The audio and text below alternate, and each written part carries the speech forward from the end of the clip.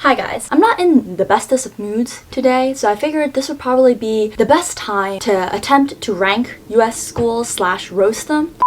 First school we're going to be talking about is Princeton. Now this is what US News calls the best school in the world. Honestly, I'd rank it in the E tier for elitism, but recently, I'll probably put it in the C tier for correctly renaming their international affairs school and listening to their students' protests and petitions. But then again, they still have racist eating clubs, so I guess they still belong in the E tier. Next up is Harvard. Great school, consistently ranked first, the best university in the whole world. It's in Boston, it's famous for its alumni, its money, its lawsuits. I would probably rank it in the A tier because it's a grade A school, A+, A-list school, but also because that's their grade average. On to UChicago. Get hyped because that's my school. Usually I'll put it in the C tier because that's our grade average, but in light of recent events, I'll probably put it in the B tier for doing the absolute bare minimum when publishing school year 2020 guidelines, not paying our graduate students for working and signing contracts with them, and also not refunding students any money and charging us full tuition for a full online quarter. But I guess putting UChicago in the B tier really means the D tier because great deflation. On to Columbia. Great school, one of the Ivies, located in New York City, that's half its personality. Very woke, very liberal in general, but I'll give it the C tier.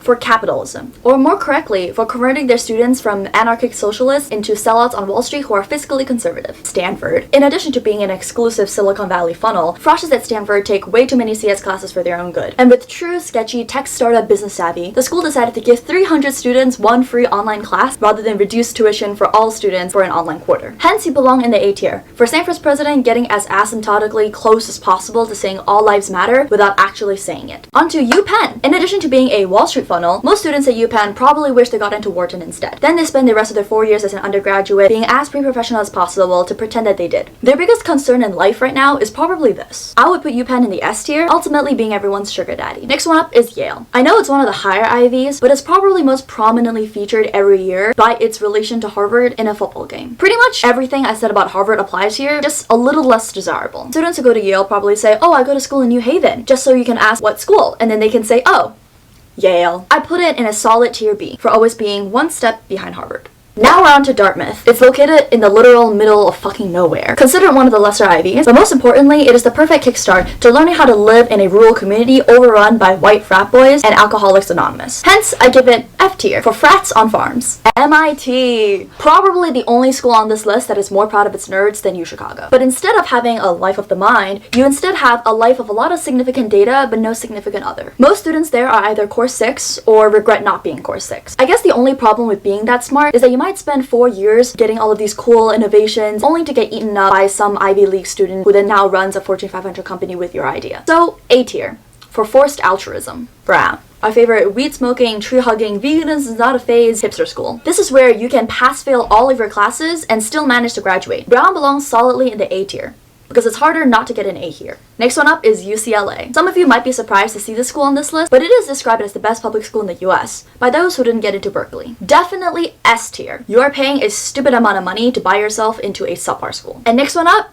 UC Berkeley, the obligatory public school that ranking agencies have to put in the top 10 in order to not seem too elitist. I would put Berkeley in the B tier, for better Berkeley than Georgetown if you can get into an Ivy, I guess. Next one up is Duke, where social distancing is really easy because no one really wants to go near Pratt kids. Yet, this is also the place where the university would rather pay money to play a football game with a hostilely racist school and a president who supports blackface than give money to its surrounding community, Durham. So, we'll give it a C tier, for UNC Chapel Hill.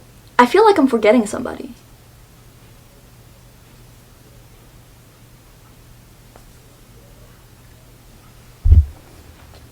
Best schools in the world.